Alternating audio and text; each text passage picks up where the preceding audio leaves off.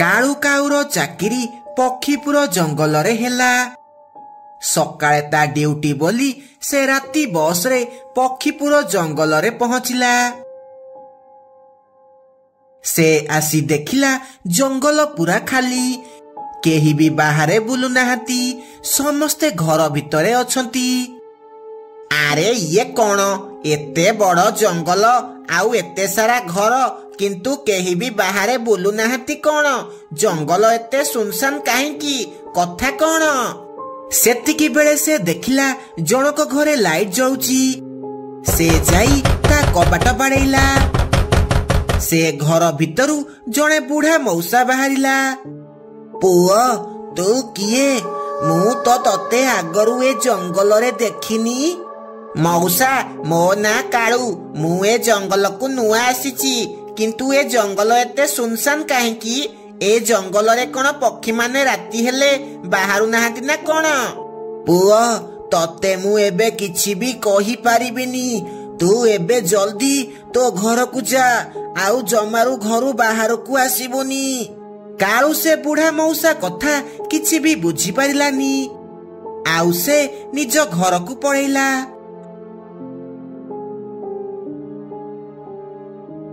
ସକାଳୁ କାଳୁ କାଉ ସେ ବୁଢା ମଉସା ଘରକୁ ଆସିଲା। ମଉସା, କାଲି ରାତିରେ ତମେ କଣ କହିଲ? ମୁଁ କିଛି ବି ବୁଝିପାରିଲିନି। କଥା କଣ? ମତେ ସବୁ କୁହ। କଣ ପାଇଁ ଗାଁର ପକ୍ଷୀମାନେ ଘରୁ ବାହାରୁ ନାହାନ୍ତି? ଆରେ ପୁଅ, ରାତିରେ ଯଦି ପକ୍ଷୀମାନେ ଘରୁ ବାହାରିବେ, ତାହେଲେ ଏ ଗାଁ ଆଉ ଗାଁ ହେଇକି ରହିବନି। ଇଏ ଗୋଟେ ମଶାଣି ହେଇଯିବ। ମଶାଣି କାହିଁକି ନା ସନ୍ଧ୍ୟା 7ଟା ହେଲେ ଏ ଗାଁରେ ଭୂତ ମାନଙ୍କର ଆତଙ୍କ ଖେଳି ଯାଉଛି, ଆଉ ଯିଏ ବି ଘରୁ ବାହାରୁଛି ସେ ମରି ଲାଶ ହେଇ ଗଛରେ ଲଟକିକି ରହୁଛି। ନା ମଉସା, ଆଜିକାଲି ଦୁନିଆରେ ଭୂତ କୋଉଠି ଅଛନ୍ତି? ମୋର କାହିଁ ଏ କଥା ବିଶ୍ୱାସ ହେଉନି। ଏ ସବୁ ଅନ୍ଧବିଶ୍ୱାସ କଥା। ଆରେ ପୁଅ, ମୁଁ ଜଣେ ବୁଢା ଲୋକ, ତୋର ମୋ କଥା କଣ ବିଶ୍ୱାସ ହେଉନି? ହଉ ହଉ, ବିଶ୍ୱାସ ନ କରେ। ବୁଢା ମଉସାର କଥା ଶୁଣି କାଳୁ କାଉ ମନେ ମନେ ଭାବିଲା, ନା, ମତେ ପତା ଲଗେଇବାକୁ ପଡିବ। ଏ ବୁଢା ମଉସାଙ୍କ କଥା ସତ ନା କାହାଣୀ? ଆଜି ରାତିରେ ହିଁ ମୁଁ ସବୁ ସତ ବାହାରକୁ ଆଣିବି। ରାତିରେ କାଳୁ କାଉ ଝରକା ପଟେ ଅନେଇକି ବସେ। କିଛି ସମୟ ପରେ ସେ ଦେଖେ ଗୋଟେ ଭୂତ ତା ଘର ବାଟ ଦେଇ ଯାଉଛି। ଆରେ ଆରେ, ଇଏ କଣ? ଇଏ ତ ସତରେ ଗୋଟେ ଭୂତ। ସେ ବୁଢା ମଉସା ଠିକ କହୁଥିଲେ, ମୁଁ ତାଙ୍କ କଥା ବିଶ୍ୱାସ କଲିନି। ଏହା କହି କାଳୁ ଜୋରେ ଝରକାକୁ ବନ୍ଦ କରିଦିଏ। ଝରକା ବନ୍ଦ କରିବାର ଆବାଜ ଏତେ ଜୋରେ ଥିଲା ଯେ ସେ ଭୂତ ଚଢେଇ ଶୁଣିଦିଏ, ଆଉ ତା କବାଟ ବାଡେଇବାକୁ ଲାଗେ। ଖୋଲେ, କବାଟ ଖୋଲେ, ମୁଁ ତତେ ଦେଖିଦେଇଛି। ତୁ ଏବେ ବଞ୍ଚିକି ଯାଇପାରିବୁନି। ଜଲ୍ଦି କବାଟ ଖୋଲେ। ତୁ ଭାବୁଛୁ ଏମିତି ଲୁଚିକି ରହିଲେ ତତେ ମୁଁ ଛାଡିଦେବି? ତତେ ଆଜି କେହି ବି ବଞ୍ଚେଇ ପାରିବେନି। ହେ ଭଗବାନ, ଇଏ ମୁଁ କଣ କଲି? ନିଜ ଗୋଡରେ ନିଜେ କୁରାଢି ମାରିଦେଲି। ଏବେ ମୁଁ କଣ କରିବି? ହେ ଭଗବାନ, ମତେ ବଞ୍ଚାଅ, ମତେ ବଞ୍ଚାଅ। ସେ ଭୂତ ଜୋରେ ଜୋରେ କବାଟ ବାଡେଇବାକୁ ଲାଗେ। କାଳୁ କିଛି ବି ବୁଝିପାରେ ନାହିଁ। ନା, ଏମିତି ଡରିକି ରହିଲେ କିଛି ଲାଭ ହେବନି। ଆଜି ତମ ମରିବାଟା ନିଶ୍ଚୟ, କିନ୍ତୁ ତା ପୂର୍ବରୁ ମତେ ନିଜ ଆଡୁ କିଛି ରିସ୍କ ନେବାକୁ ହିଁ ପଡିବ।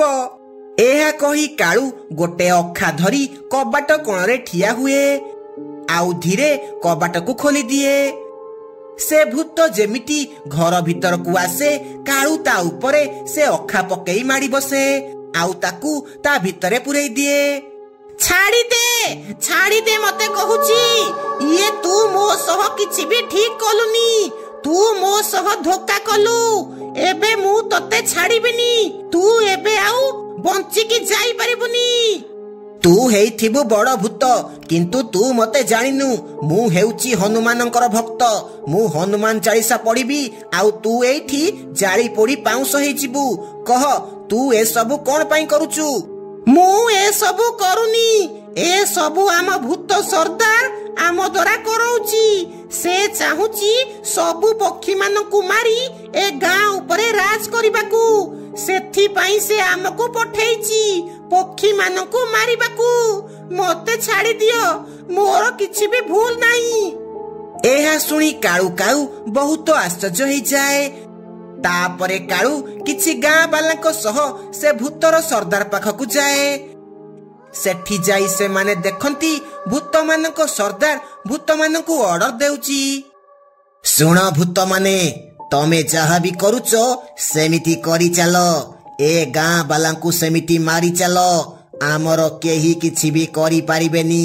ଆଉ କିଛି ଦିନ ପରେ ଏ ଗାଁ ଆମର ହେଇଯିବ। ଆଉ ଆମେ ଏ ଗାଁ ଉପରେ ରାଜ କରିବା, ରାଜ।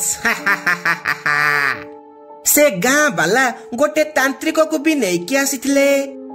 ତୁ କଣ ଆମ ମାନଙ୍କୁ ମାରିବୁ? ଆଜି ତୋର ଖେଳ ଶେଷ ହେଇଗଲା ଭୂତମାନଙ୍କ ସର୍ଦ୍ଦାର। ଆଜି ତୁ ବଞ୍ଚିକି ଯାଇପାରିବୁନି। ଏହା କହି ତାନ୍ତ୍ରିକ ବାବା ମନ୍ତ୍ର ପଢିବାକୁ ଲାଗନ୍ତି। ଆଉ ସେ ଭୂତମାନଙ୍କୁ ଗୋଟେ ବୋତଲ ଭିତରେ ବନ୍ଦ କରିଦିଅନ୍ତି। କାଳୁ କାଉ, ତୋର ବହୁତ ବହୁତ ଧନ୍ୟବାଦ। ଆଜି ତୋ ଯୋଗୁ ମୁଁ ଏ ଦୁଷ୍ଟ କବଳରୁ ବଞ୍ଚି ପାରିଲି। ଗାଁ ବାଲା, ମୁଁ ତମ ସହ ଯାହା ବି କରିଛି ମତେ କ୍ଷମା କରିବ। ମୋ ଆତ୍ମାକୁ ଏବେ ଶାନ୍ତି ମିଳିଗଲା। ମୁଁ ଏବେ ଆସୁଛି। ଏହା କହି ସେ ଭୂତ ସେଠାରୁ ଅଦୃଶ୍ୟ ହେଇଯାଏ। ତାପରେ ସବୁ ପକ୍ଷୀ ପକ୍ଷୀପୁର ଜଙ୍ଗଲରେ ଖୁସିରେ ରହିବାକୁ ଲାଗିଲେ। ଗୋଟିଏ ଦିନ ମିନୁ ଚଢ଼େଇ ତା ବିଲରେ କାମ କରୁଥିଲା। ହଠାତ୍ ତା ହାତରୁ ଫାଉଡା ଛିଟିକି ପଡିଲା। ଆରେ ଇଏ କଣ? ୟା ଭିତରେ କଣ ପଥର ଅଛି ନା କଣ? ମୋ ଫାଉଡା ହାତରୁ ଖସିଗଲା କଣ? ଯାଉଛି ଦେଖିବି। ଏହା କହି ମିନୁ ଚଢ଼େଇ ସେ ମାଟି ଆଡେଇଲା। ତା ଭିତରୁ ଗୋଟେ ବାକ୍ସ ବାହାରିଲା। ଆରେ ଇଏ ତ ଗୋଟେ ବାକ୍ସ ଲାଗୁଛି। ଏ ବାକ୍ସ ଭିତରେ ବହୁତ ସାରା ସୁନା ରୂପା ଅଛି। ଯଦି ୟା ଭିତରୁ ସୁନା ରୂପା ବାହାରିଲା ତାହେଲେ ମୁଁ ଏ ଜଙ୍ଗଲର ସବୁଠୁ ଧନୀ ପକ୍ଷୀ ହେଇଯିବି। ଏହା କହି ମିନୁ ଚଢ଼େଇ ସେ ବାକ୍ସ ଖୋଲିଲା। ସେ ଦେଖିଲା ସେ ବାକ୍ସ ଭିତରେ ଗୋଟେ କଣ୍ଢେଇ ଅଛି। ହେ ବୋଉ, ଏଥିରେ ତ କିଛି ବି ନାହିଁ। ମୁଁ ଭାବିଲି ଏଥିରେ ସୁନା ରୂପା ଗହଣା ସବୁ ଥିବ, କିନ୍ତୁ ଏଥିରେ ତ ଗୋଟେ ଖଣ୍ଡିଆ କଣ୍ଢେଇ ଅଛି। ଏ କଣ୍ଢେଇ ମୋର କଣ ହେବ? ଯାଉଛି ୟାକୁ ଫୋପାଡ଼ି ଦେବି। ଆଉ ଏ ବାକ୍ସ ନେଇ ଘରକୁ ଯିବି। ଏଥିରେ ମୁଁ ଜିନିଷ ପତ୍ର ରଖିବି। ଏହା କହି ମିନୁ ଚଢ଼େଇ ସେ କଣ୍ଢେଇକୁ ଫୋପାଡ଼ି ଦେଲା।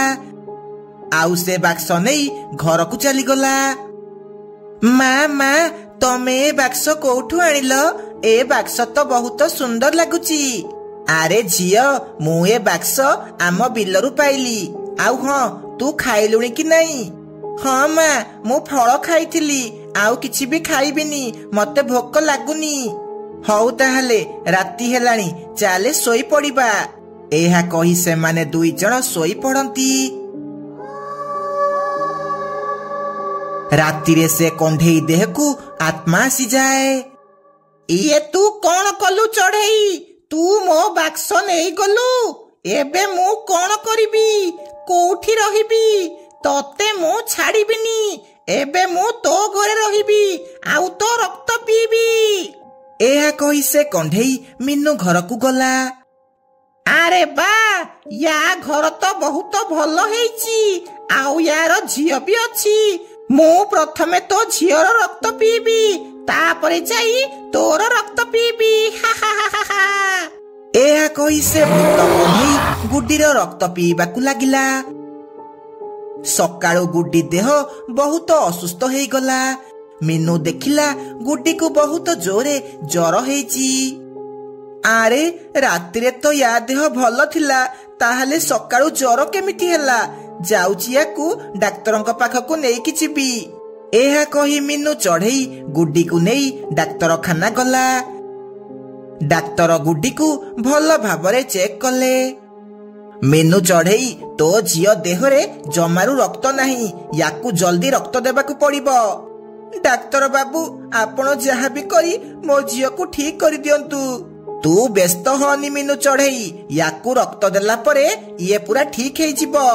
तापरे डाक्तर बाबू गुड्डी देहरे रक्त देले। किछि समय परे गुड्डी पूरा सुस्थ हैला। तापरे मीनू ताकू नहीं घर को गला। राति रे पुणी थरे से कंढेई भूत गुड्डीर रक्त पीबाकू लागिला। आउ सकाळु पुणी थरे ताकू जर हैला। पुणी थरे मीनू ताकू डाक्तरखाना नेकी गला। आरे ये कौन? या देहरे तो जमारू रक्त नहीं। काली तो मु या देहरे रक्त देइथिली, ताहाले एते जल्दी रक्त कुआडे पड़ेला? डाक्तर बाबू आपण गुड्डी को आउ थरे रक्त दियंतु। जहा भी पैसा खर्च हेबो मु देबी। आपण मो झियो को ठीक करि दियंतु। तापरे डाक्तर गुड्डी देहरे पुणी थरे रक्त देले।